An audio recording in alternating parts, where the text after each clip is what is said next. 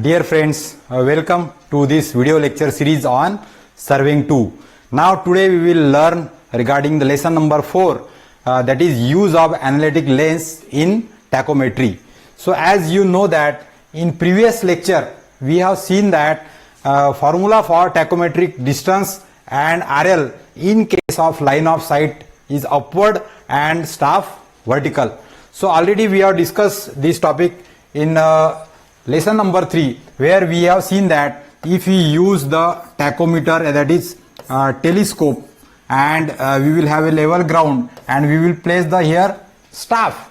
So in this case, when we take the observation with the help of tachometry, so we take 3 observation. One is with the central hair reading, other is with the top, and other is at the bottom, and then we will take the observation of staff intercept S. So in this case, line of collimation is exactly horizontal, and there we have seen that the formula for tachometry is equal to D is equal to Ks plus C. So that case we have seen. Then in field it is possible that the ground is not level. So in that case we have to see that there are different situations, and in that also we have to find out the distance and the RL. So in lesson number 3, formula for tachometric distance of RL in case of line of sight downward and line of sight upward for both the cases, and in the staff vertical and staff normal, that we have seen. So as you know that we can recall that formula for tachometry in lesson number 3. So here that we have seen the first formula which is D is equal to staff vertical, and that formula is D is equal to Ks cos square theta plus C cos theta. So that formula we have seen here, and another formula we have seen, that is for vertical distance. So V is equal to Ks sin 2 theta by 2 plus C sin theta. So with these two formula, then we have seen that there are some changes and there are different cases, so that line of collimation may go downward. So in this case only the formula remains same for distance and vertical height, but the formula for RL also we have seen, and that formula is RL of the staff station is equal to RL of the instrument station plus H plus V minus R. So that formula we have learned in lesson number 3. And similarly this is the case when there is angle of elevation, यानी staff हमारा ऊपर है और instrument हमारा नीचे है और line of side हमारी ऊपर जा रही है थीटा डिग्री से. So for that case we have seen that RL formula. Similarly यदि हमारा ग्राउंड नीचे है और स्टाफ हमारा नीचे है और इंस्ट्रूमेंट से हम लोग नीचे देख रहे हैं, सो एंगल ऑफ डिप्रेशन आएगा यहाँ पे. So in case of angle of depression the formula of RL of staff station is equal to RL of instrument station plus H plus V minus R, that will be there. So all that concept we have learned in lesson number 3. Now in this case it is also possible that we can place this leveling staff in perpendicular direction. तो यहाँ पे हमने leveling staff जो है ये line of sight को perpendicular hold में hold किया है. यदि ऐसा हम लोग करते हैं, so there are little bit changes and the formula for distance is equal to, that is Ks plus C cos theta plus R sin theta. And similarly for V is equal to L sin theta, so that formula also we have seen. And in RL of the staff station, so we have to again see that RL of the instrument station plus H plus V minus R, instead of minus R we have to make it R cos theta. So that is the change when we are holding the staff normal. But that is also we have seen that in the actual practice हम लोग staff को normal नहीं पकड़ते, we always hold the staff vertical. So therefore that formula for RL and formula for tachometry, that we have to see that they are the formula mostly used. So that formula I will just write down here. So in the most of the cases either your line of collimation is upward or either line of collimation is downward. So we have to calculate the distance and we have to calculate the vertical height. So that formula again we will recall here. So that is equal to D is equal to Ks cos square theta plus C cos theta, that is the formula for distance, and for vertical height, that is Ks sin 2 theta by 2 plus C sin theta. So that we have seen. And if you want to calculate the RL of the stop station, so RL of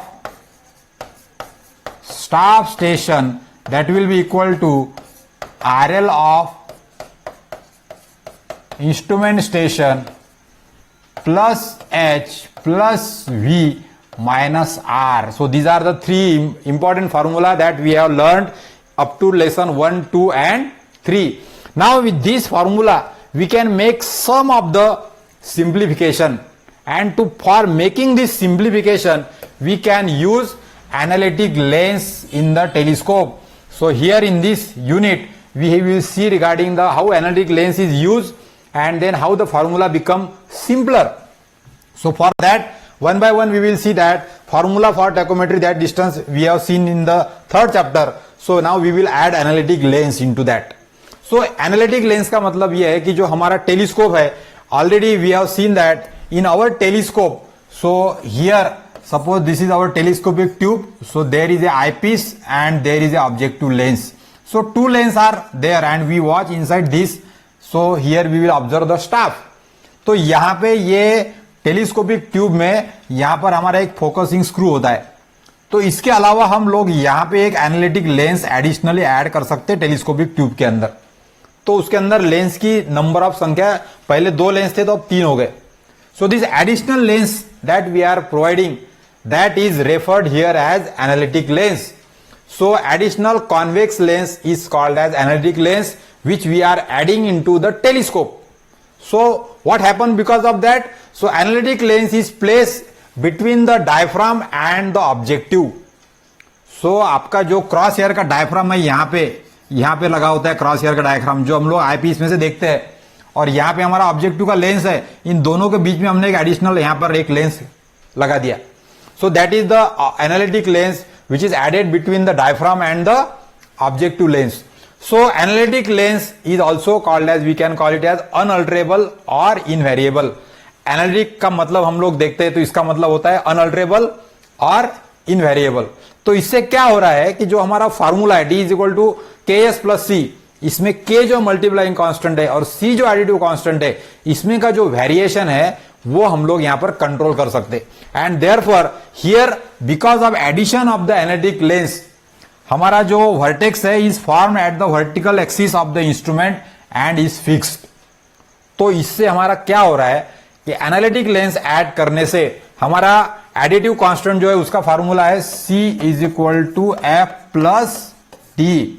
और ये D क्या है? तो instrument का centre axis और lens, इसमें का जो फोकल लेंथ का जो सेंटर रहता है हमारा, उसमें का distance.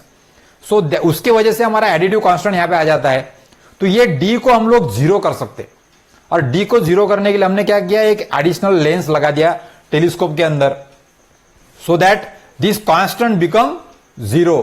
So you have to see that when the analytic lens is added, the position of the vertex is fixed irrespective of the staff position. यानी आपका स्टाफ आगे पीछे भी हुआ तो भी आपका जो वर्टेक्स है वो इंस्ट्रूमेंट के सेंटर पे आ जाता है. तो ये D जो है, ये टर्म हमारा डिलीट हो जाता है. D की वैल्यू -F हो जाती है फोकल लेंथ की इतनी, तो F माइनस F, तो C become 0. So when we add the analytic lens to the telescope, तो टैकोमीटर का additive constant C become 0, and that is the most important advantage. तो हमारे फार्मूले में जो आखिरी का टर्म है, so therefore it is provided in the external focusing telescope, and by adding the analytic lens, additive constant C become 0. So that we have learned कि हमारे जो टैकोमेट्री के फार्मूले है उसको सिंपलर बनाने के लिए हम एक एडिशनल लेंस टेलीस्कोप के अंदर ऐड कर सकते हैं, और उसके वजह से हमारा जो फोकल लेंथ है उसमें से जो हमारा इंस्ट्रूमेंट का सेंटर का डिस्टेंस जो था वो ऑटोमेटिक एडजस्ट हो जाता है, और C की वैल्यू हमारी 0 हो जाती है. तो फार्मूले में का जो नेक्स्ट टर्म है हमारा C cos थीटा या C, वो हमारा 0 हो जाता है. And that advantage we are getting in case of analytic lens. So ये करने से what difference we are getting, so you can observe here the 2 cases are given. So first case is here the line of sight is given with the ordinary telescope, यानी हमारा हमेशा का जो tachometer है हम लोग उसको इस्तेमाल कर रहे हैं वहां पे. तो ये टैकोमीटर इस्तेमाल करने के बाद में यहां पर क्या हो रहा है, so what will happen actually, here this is our telescope, और यहाँ पे हमारा ये जो है ये इसके अंदर में का एक लेंस है, ऑब्जेक्टिव लेंस है हमारे, और यहां से हम लोग देख रहे हैं। So we are watching in the direction inside the telescope. ये हमारा ऑर्डिनरी टेलीस्कोप है जो हमारा टैकोमीटर के जैसा हम लोग इस्तेमाल कर रहे हैं, और यहां पे हमारा स्टाफ रखा है। अब ये जो स्टाफ है यहां पे हम लोग जब ऑब्जर्वेशन ले रहे तो आपका for example this is line of sight is horizontal, exactly horizontal है, तो यहां पे डी का फॉर्मूला हो जाएगा हमारा D is equal to K S plus C. This is the formula, D is equal to K S plus C. अब ये फॉर्मूले में क्या हो रहा है कि लाइन ऑफ साइट की सेंट्रल क्रॉस हेयर का रीडिंग आपको यहां पे मिल जा रहा है। Okay, that is reading of value of R. Then ऊपर के हिसाब से आपको यहां का टॉप रीडिंग और यहां का बॉटम रीडिंग मिल जा रहा है। So with the top reading and bottom reading we can calculate S. तो स्टाफ इंटरसेप्ट एस हमको मिल जा रहा है। लेकिन यहां पे क्या हो रहा है, ये जो एक्सटर्नल फोकसिंग टेलीस्कोप है यहां पे हमारा फोकल सेंटर जो है वो सेंटर में आउटसाइड बन रहा है, यहां पे लेंस के आउटसाइड बन रहा है। तो इसके वजह से यहां पर ये जो डी है, distance between the lens and the instrument centre, vertical centre, ये डी यहां पे आ जा रहा है पिक्चर में, और यहां से यहां तक के हमारी एफ है। तो उसके वजह से हमें एफ प्लस डी ये वैल्यू लेना पड़ता है सी कांस्टेंट की। तो हमारा जो फार्मूला है उसके अंदर एडिटिव कांस्टेंट सी जो है वो होता है F plus D. So therefore always ये डिस्टेंस यहां पे डी आ गया तो फोकल लेंथ यहां पे एफ आ गई, तो आपको ये सी लेना ही पड़ेगा फार्मूले में। लेकिन यदि हम लोग एनालिटिक लेंस इस्तेमाल करते तो एक्चुअली यहां पे क्या हो रहा है कि ये जो लाइन जा रही है इसका यदि हमने इंक्लिनेशन के पकड़ लिया तो यहां से यहां तक का डिस्टेंस होता है के एस। तो इसलिए टैकोमीटर में हमारा डिस्टेंस का फॉर्मूला होता है के एस प्लस सी, यानी C is equal to F plus D, और ये वाला है के एस। जितना स्टाफ इंटरसेप्ट होगा उसके हिसाब से ये मल्टीप्लाइंग कांस्टेंट के इंटू एस हो जाएगा। तो हमारा फॉर्मूला के एस प्लस सी हो जाएगा, या फिर यदि एंगल होता है वहां पे तो वो फॉर्मूला और कॉम्प्लिकेटेड हो जाएगा थोड़ा सा। लेकिन इन केस यदि हम लोग इसके अंदर एनालिटिक लेंस ऐड कर देते, so you can see here that additional analytic lens we have added. So analytic lens add करने से अब यहां पे देखो सिचुएशन अपनी क्या हो रही है कि आपका जो टेलीस्कोप है इसके अंदर यहां पे आपका ऑब्जेक्टिव लेंस लगा है, और इसके बाद में आपने एडिशनल लेंस उसके अंदर एक ऐड कर दिया। तो जब हम लोग फोकस करते हैं ऑब्जेक्टिव को तो वो जो बीच का लेंस है एनालिटिक लेंस वो आगे पीछे घूमता है, और वो होता है यहां पे बीच में, यहां पे कभी तो भी ये लेंस इस प्रकार से एडजस्ट हो जाता है कि यहां से आने वाला जो रे है लाइट का, वो रे लेंस पे से रिफ्लेक्ट होकर डायरेक्ट इंस्ट्रूमेंट के सेंटर पे आ जाता है, और दूसरा रे नीचे से आ रहा है यहां से तो वो भी यहां पे आ जा रहा है। सो what is happening here exactly, तो आपका जो फोकल सेंटर है वो इंस्ट्रूमेंट के वर्टिकल एक्सिस के ऊपर ही बन रहा है। तो यहां पर क्या हो गया, यहां पे जो डी आ रहा था distance between the instrument axis और ऑब्जेक्टिव लेंस, ये डी यहां पर 0 हो गया। सो फोकल लेंथ एफ जितना है उतनी वैल्यू डी की हो जा रही। So D is equal to minus F हो जा रहा है, और फिर इसलिए सी की वैल्यू हमारी एफ प्लस डी करेंगे तो 0 हो जाएंगी। So this is the situation where if you add the analytic lens inside the telescope, so here this C is equal to 0, additive constant हमारा 0 हो जाता है। Because of that the vertex is form at the vertical axis of the telescope, and because of this तो फिर हमारा ये सी का term चले गया, और जब डी निकालेंगे हम लोग तो फिर आपको मिलेगा D is equal to only K into S. So what is the advantage of adding the analytic lens? So additive constant become 0 and formula become simpler, and for the purpose most of the tachometer manufacturing company they are adding analytic lens to the telescope. अब ये analytic lens add करने से और हमको क्या advantage हो सकता है एक्स्ट्रा का, so that will also we will look towards. So in this case here यदि हमने analytic lens का प्रिंसिपल यदि समझने की कोशिश की तो यहां पे आपको पता चलेगा कि ये जो हमारा D है ये D is equal to KS हो जाता है, और ये KS के लिए फिर क्या किया, जो लेंस के मैन्युफैक्चरर है, टेलीस्कोप के मैन्युफैक्चरर, उन्होंने क्या किया कि यहां पे इमेजिन किया कि मैं यहां पर एक एनालिटिक लेंस जो है वो मैं यहां पे लगाता हूं। So they have decided that they will place one analytic lens, और ये उनका ऑब्जेक्टिव लेंस है।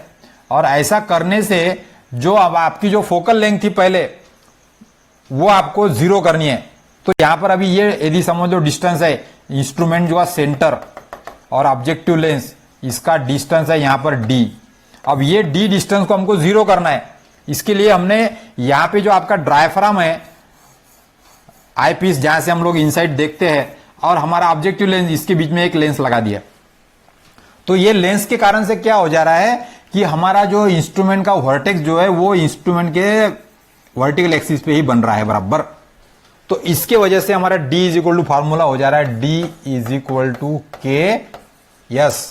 अब ये करने के लिए हमको ये लेंस कितने दूरी पर रखना पड़ेगा ये निकालना पड़ेगा हमको। तो वो डिस्टेंस हो गया हमारा आपका distance between the objective lens and analytic lens. ये जो है आपका वो एनालिटिक लेंस है और ये जो है आपका ये ऑब्जेक्टिव लेंस है OBG, और ये एनालिटिक लेंस है। तो इसमें का जो डिस्टेंस आ गया वो हमने यहां पे डिसाइड कर लिया, it is n, small n। और आपकी जो क्रॉस हेयर है, क्रॉस हेयर से लेकर ऑब्जेक्टिव का डिस्टेंस है वो है m।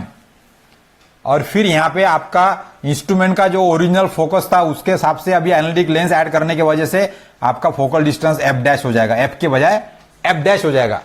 तो ये टर्म यदि आपने डिसाइड कर लिए तो हम लोग मैथमेटिकल कैलकुलेशन करके आपको पता कर सकते हैं हम लोग कि ये n कितना होना चाहिए, m कितना होना चाहिए। Particularly we are interested in n, कि एनालिटिक लेंस कितनी दूरी पर रखने का ताकि आपका एडिटिव कांस्टेंट 0 हो जाए।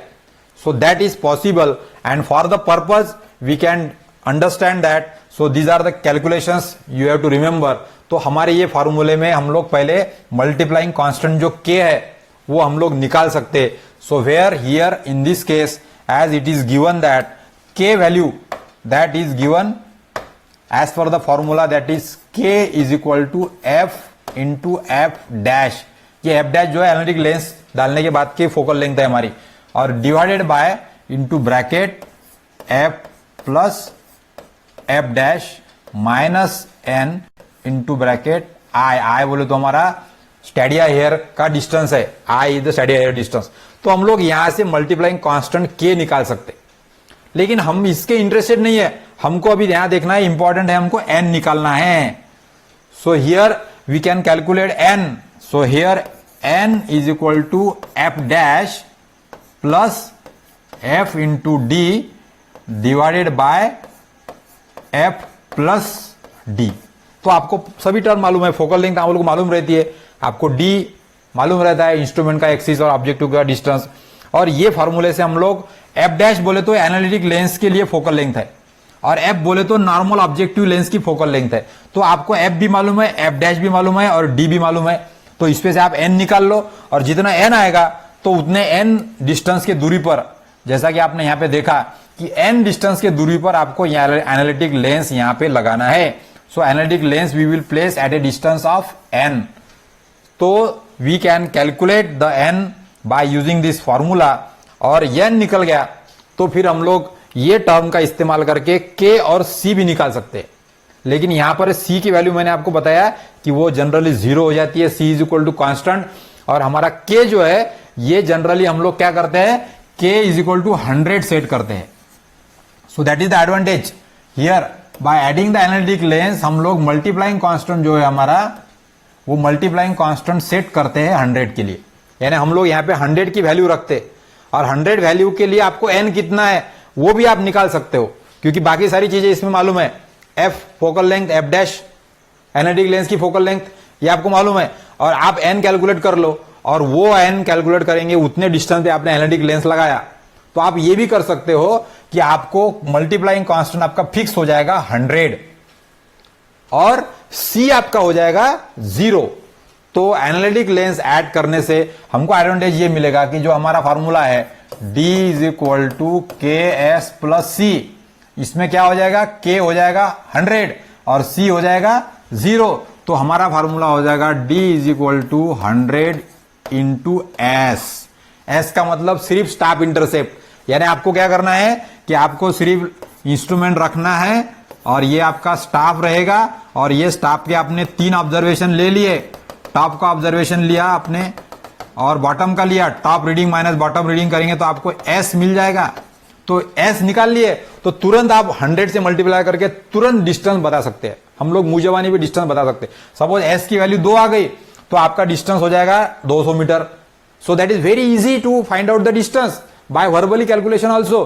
सो फॉर द पर्पस ये हमारा एडवांटेज मिल रहा है। उसी प्रकार से यदि हमारा लाइन ऑफ साइट भी, हमारी जो लाइन ऑफ साइट है ये यदि हमारी डाउनवर्ड हो गई तो हम लोग ये भी कर सकते हैं कि यहां पे हमको जो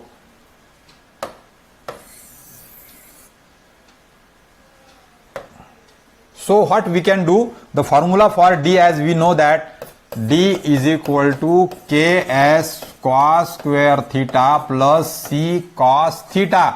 तो ये जो फॉर्मूला है हमारा, जब लाइन ऑफ साइट हमारी अपवर्ड या डाउनवर्ड है उसके लिए, तो आपका जो C है वो 0 हो जाए यहाँ पे, तो ये कट गया टर्म, तो ये पूरा कट गया यहाँ से, और K हो गया हमारा 100। So you can write down D is equal to 100 into S into cos square theta.